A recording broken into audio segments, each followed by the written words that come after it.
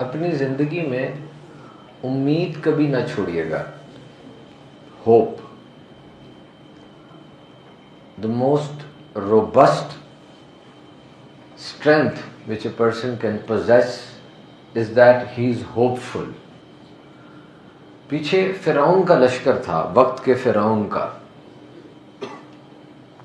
اور جس وقت وہ لشکر چلا, فرعون نے اپنی سلطنت میں سارے عہدیداران کو, سارے جو بھی لوگ تھے ان کو بائی آرڈر بلایا تھا. 1,00,000 صرف سیاہ رنگ کے گھوڑے تھے, 1,00,000 بلیک ہارسز, اور دیگر جو لوگ تھے, جو سواریاں تھیں, ان کا کوئی حساب نہیں. اور آگے دریا تھا, پیچھے فرعون تھا. حضرت موسیٰ علیہ السلام نے فرمایا میں تمہیں اللہ کے بتائے ہوئے رستے پہ لے کے جا رہا ہوں. اب آپ مجھے بتائیے, پیچھے دشمن ہے جو جان کا پیاسا ہے, آگے دریا ہے. What should be the course of action?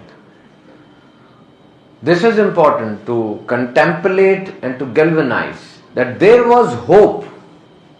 امید تھی, اور وہ امید کس طرح سے بر آئی, کس طرح سے ریئلائز ہوئی پریکٹیکل ٹرمز میں, کہ وہ دریا پھٹ گیا. 12 قبیلے تھے, 12 رستے بن گئے. اور جب دریا پھٹا ہوگا, obviously جو نیچے خشکی آئی ہوگی اس پہ دریا کا اثر تو ہوگا نا, تو ہوا ایسی چلا دی گئی کہ وہ جو باقی ماندہ کچھ پانی قطرے ہیں وہ بھی اڑ جائیں. اور جب وہ ایسے کر کے دریا پھٹا تو جو والز بن گئی تھیں پانی کی, ان کے درمیان میں بھی ایسے سوراخ آ گئے کہ ایک قبیلہ دوسرے کو بھی دیکھ سکے کہ میرے ریلیٹیوز اس میں ہیں یا اس قبیلے کا کیا بنا. There was a hope. ہمیشہ ہوپ کو ضائع نہ کیجیے گا. اب دیکھیے حضرت موسیٰ علیہ السلام کی وہ لاٹھی ہے, اور جب آپ دربار میں گئے فرعون کے, اس وقت سامنے ایک سانپ آ گیا, اور لاٹھی is the only weapon available. Now you will use stick to capture the snake.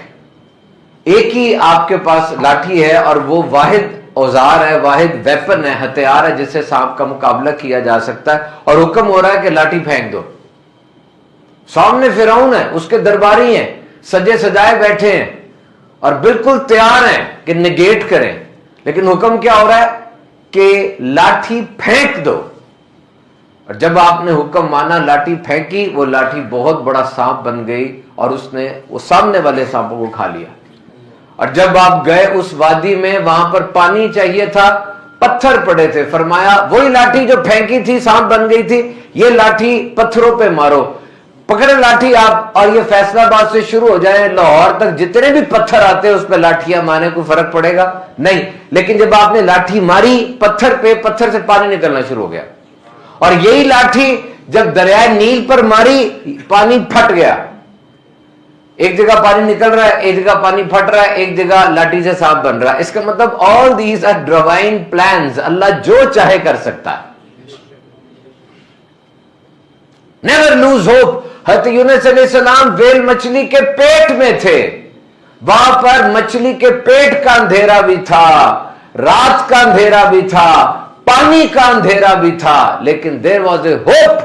اس جگہ پر بھی ایک امید تھی. اور امید کیا تھی؟ کہ میرا رب مجھے بچا لے گا. لا الہ الا اللہ.